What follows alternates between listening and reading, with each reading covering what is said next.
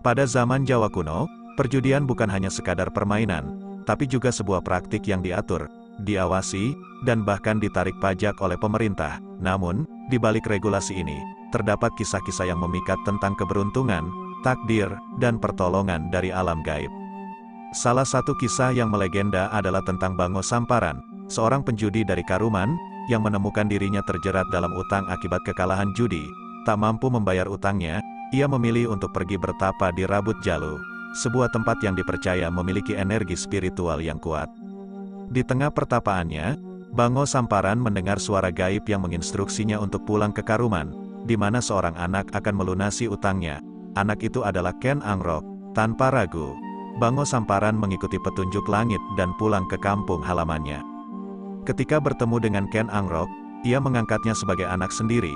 Keesokan harinya, Bango Samparan membawa Ken Angrok ke tempat judi. Di sana, Ken Angrok dihadapkan pada tantangan berjudi oleh seorang malandang. Namun, dengan pertolongan yang tak terduga, Ken Angrok menang. Keberhasilan Ken Angrok dalam perjudian menjadi awal dari perjalanan hidupnya yang penuh keajaiban. Kisah ini tertulis dalam serat Pararaton dan menjadi gambaran awal kehidupan Ken Angrok sebelum kemudian menjadi raja di Tumapel, Singhasari. Mengisahkan masa keemasan abad ke-13 hingga kerajaan Majapahit, Pararaton adalah sebuah naskah yang menyajikan lanskap sejarah yang kaya. Namun menariknya, ditulis bukan pada periode yang sama. Arkeolog Hasan Jafar menyebutkan bahwa Pararaton ditulis pada masa akhir Majapahit, dengan patokan peristiwa gunung meletus 1403 Saka, 1481 M, yang disebutkan dalam naskah tersebut. Kisah perjudian, seperti yang dilakukan oleh tokoh Bango Samparan dalam Pararaton, telah menjadi bagian dari kehidupan sejak zaman Jawa kuno. Meskipun tak jelas bagaimana Bango Samparan dan kawan-kawan bermain judi, namun sumber-sumber lain memberikan gambaran tentang beragam cara berjudi yang dilakukan oleh orang Jawa kuno. Salah satunya adalah kisah terkenal dari Mahabharata tentang perjudian antara Duryodhana dari Kurawa dan Yudhistira yang mewakili Pandawa.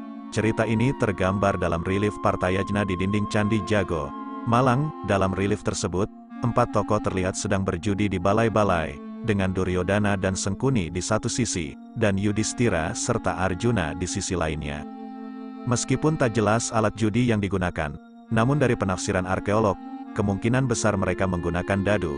Hal ini menciptakan gambaran yang mirip dengan lapak dadu, tempat petaruh memasang taruhan pada dadu. Namun, jika relief candi mengambil kisah dari kesusastraan India yang menampilkan judi dadu, tampaknya ada perbedaan dalam praktik perjudian antara India dan Jawa pada masa kuno, seperti yang disebutkan dalam beberapa prasasti.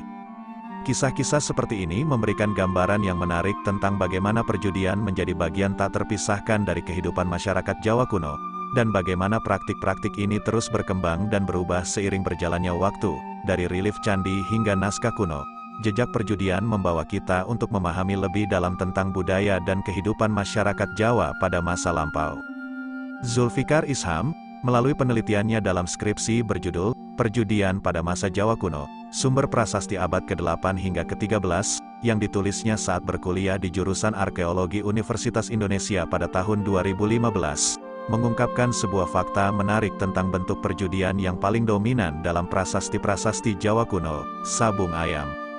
Lebih dari 10 prasasti dari rentang waktu Jawa kuno menyebutkan aktivitas judi sabung ayam, mulai dari prasasti Wang-Wang Bangen, 824 M, hingga prasasti Tuhanaru, 1323 M. Prasasti-prasasti ini menjadi bukti kuat akan popularitas sabung ayam sebagai permainan judi yang sangat diakrabi masyarakat pada masa itu.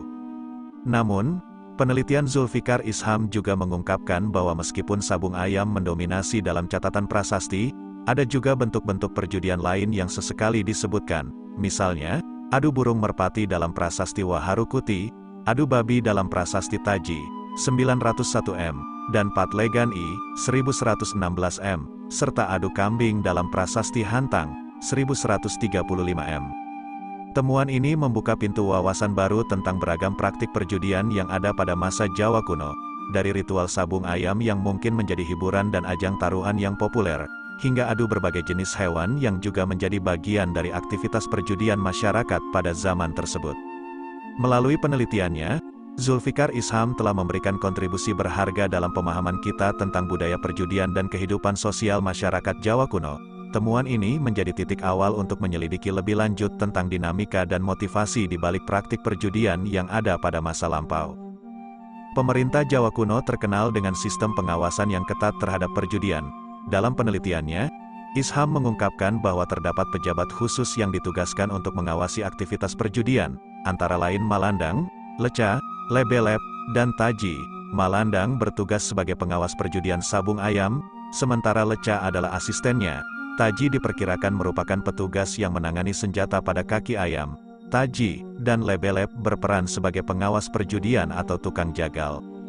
Istilah Malandang juga muncul dalam Pararaton, di mana menurut Dwi Cahyono, Malandang berperan sebagai bandar sekaligus pengawas judi. Selain itu, terdapat juga istilah juru judi atau tuha judi yang merupakan pemimpin, kepala, dan pengawas perjudian. Mereka merupakan pejabat abdi dalam kerajaan yang ditugaskan oleh raja untuk mengurus perjudian, serta menjadi koordinator penarik pajak perjudian. Menariknya, izin berjudi juga menjadi hak istimewa yang diberikan kepada seseorang yang berjasa kepada raja atau penguasa. Hal ini tercatat dalam beberapa prasasti seperti Prasasti Panumbangan I, 1140 m, dan Prasasti Talan, 1136 m. Di mana terdapat pernyataan bahwa seseorang boleh berjudi di tempat-tempat tertentu. Meskipun demikian, perjudian pada masa Jawa kuno dianggap sebagai salah satu dari 18 jenis kejahatan menurut Kitab Purwadigama, abad ke-9. Dalam kitab ini, perjudian termasuk dalam kategori totohan prani dan totohan tan prani, yang berarti taruhan dan perjudian. Dengan mengungkap sistem pengawasan dan budaya perjudian yang ada pada masa Jawa kuno, kita dapat memahami kompleksitas dan keunikan tata kelola perjudian pada zaman tersebut. Kisah-kisah ini tidak hanya memberikan gambaran tentang bagaimana pemerintah mengatur perjudian, tetapi juga mencerminkan nilai-nilai dan norma sosial yang berlaku pada masa itu. Ternyata, minat besar masyarakat Sunda terhadap perjudian tidak hanya terjadi pada masa kini, tetapi juga pada masa pemerintahan Raja Galuh Niskala Wastukancana, kakek dari Sri Baduga Maharaja, Raja Sunda yang beribu kota di Pakuan Pajajaran. Hal ini terungkap dari Prasasti Kawali III, salah satu dari 6 prasasti batu yang ditemukan di Kabuyutan Kawali, Ciamis. Raja Niskala Wastukancana, yang memerintah kerajaan Galuh di ibu kota Kawali antara tahun 1371 sampai tahun 1475 Masehi, merasa cemas menyaksikan betapa masyarakat di wilayah kekuasaannya begitu terpikat pada kegiatan perjudian. Prasasti Kawali III, yang baru ditemukan pada tahun 1995 oleh juru kunci situs, mengungkapkan pesan keras sang raja terhadap praktik perjudian tersebut. Terdapat 6 baris tulisan pada bagian muka prasasti ini, dengan bunyi, berani, menahan kotoran, tinggallah kesejukan rasa, semoga ada yang mengisi kehidupan kota, janganlah berjudi nanti jatuh miskin. Larangan atas perjudian begitu ditekankan oleh sang Raja Galuh tersebut, sehingga harus diabadikan dalam sebuah prasasti. Pesan tersebut jelas menyiratkan bahwa berjudi hanya akan mengakibatkan kemiskinan dan hutang bagi pelakunya. Namun, larangan terhadap perjudian tidak hanya terlihat dalam prasasti Kawali. Dalam pustaka Sunda Kuna berjudul Sang Hyang Siksa Kandang Karesian, 1518 Masehi, larangan tersebut juga tersirat dalam lembar 29 naskah tersebut. Di sana disebutkan, hasil judi, hasil belanja, tidaklah layak dijadikan pusaka. Pesan moral yang kuat juga diberikan oleh Raja Galuh melalui pustaka tersebut, yang menegaskan bahwa kekayaan yang diperoleh dari hasil perjudian tidaklah layak diwariskan atau dijadikan pusaka. Kisah-kisah ini mengungkapkan kegelisahan dan perhatian Raja Galuh terhadap praktik perjudian yang meresahkan. Mereka tidak hanya menunjukkan larangan secara tegas, tetapi juga memberikan pandangan moral yang dalam terhadap efek negatif dari perjudian dalam kehidupan masyarakat Sunda kuno.